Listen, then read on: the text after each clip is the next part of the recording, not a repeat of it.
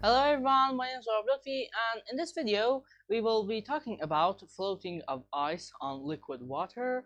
I know the subject is not very sciencey, but we are going to talk about some very important things in this video, okay? So don't be bored. And these are the main subjects for this video, and so without any further ado, let's get started with our video. So water is one of the few substances that are less dense as a solid than as a liquid, while other molecules contract and become denser when they are solidified, but water expands. Okay, and in other words, when we cool down other substances, their volume decreases, and thus their mass doesn't fluctuate, but and thus it becomes more denser. Okay, and this water, when it is being cooled down, its volume just decreases until it reaches the 4 degrees Celsius, and after it reached the 4 degrees Celsius, it starts to get to expand and get more volume. Okay, and so thus it becomes less dense. And the cause of this exotic behavior is water's hydrogen bonds. So how does water expand between no, but expand from 4 degrees Celsius to the end? Okay, so as the temperature falls from 4 degrees, okay, water begins to freeze, and because more and more of its molecules are moving too slowly, the hydrogen bonds are not getting to no the hydrogen bonds break less and they are formed more. Okay, so because the water molecules are moving slowly, and it is easier to, for example, hit the target while it is stationary, or as in it is very harder to hit that the same piece when it is being changed in place, okay, or changes its place. Okay, so sorry, my sentences are a little bit off. Okay, and it's very important for you to know that inside the water that is in the room temperature, or for example 25 degrees Celsius, its hydrogen bonds are constantly being formed and broken, or nor created and broken, and every millisecond.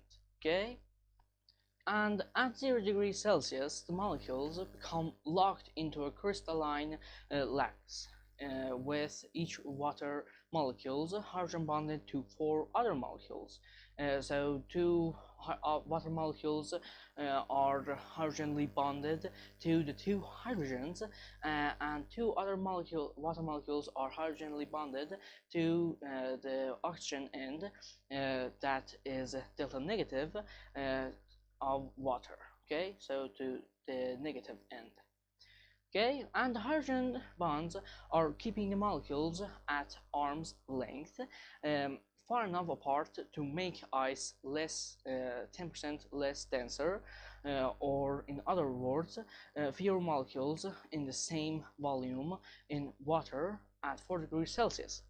And when ice absorbs enough heat for its temperature to rise, for example, above 0 degrees Celsius, hydrogen bonds between these water molecules are disrupted, okay, because these water molecules that are the target are moving a little bit faster, okay, and that causes these hydrogen bonds to disrupt and again slowly go to the form at which they are constantly being created and destroyed.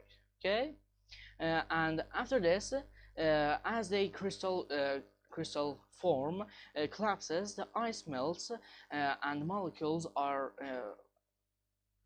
less bonded together by hydrogen bonds, which this allows them to slip a little bit closer together, okay, and that just decreases the density, okay, by 10%, okay. And so water reaches its greatest density at 4 degrees Celsius, um, and it begins to expand as it absorbs heat and moves faster, okay. No, sorry, as it loses heat and becomes less dense. Even in liquid water, many of the molecules are connected by hydrogen bonds, though only transiently.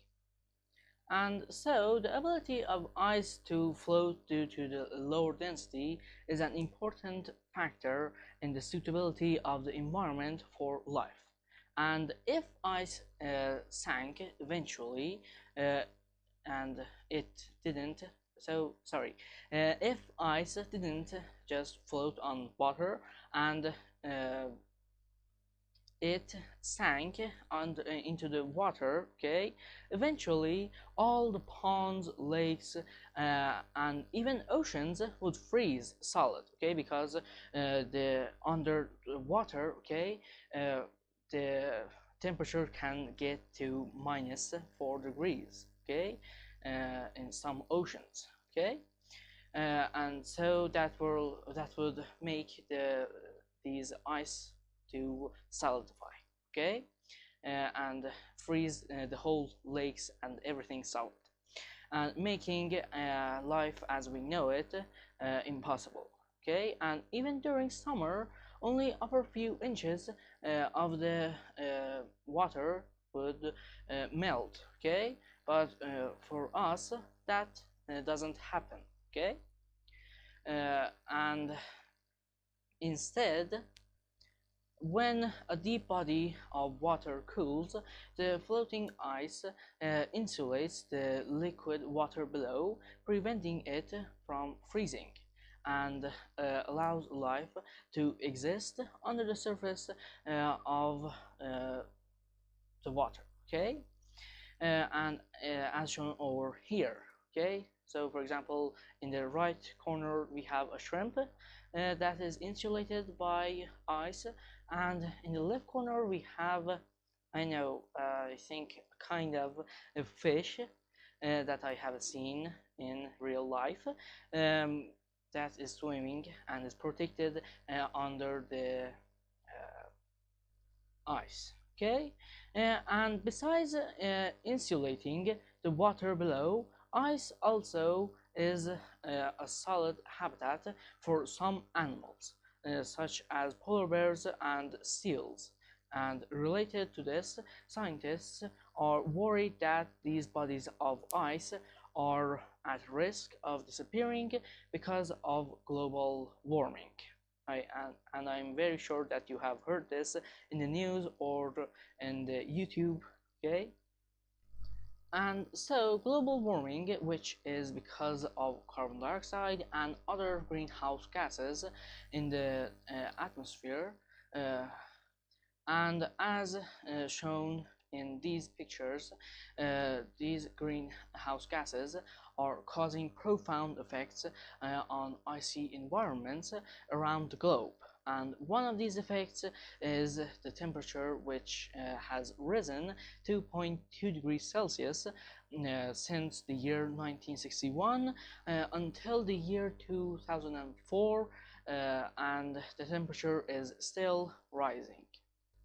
And this temperature increase has affected the seasonal balance between Arctic sea ice and the liquid water, which has caused the ice to form later in the year and melt earlier in the year, and to cover a small area, okay, as shown over here, and the rate at which glaciers and Arctic seas are disappearing is posing an extreme challenge to animals that depend on the ice for their survival. Okay, so as you can saw in as you did see in this previous picture, the polar bear, I don't know if this picture is real or not, but the polar seems very sad,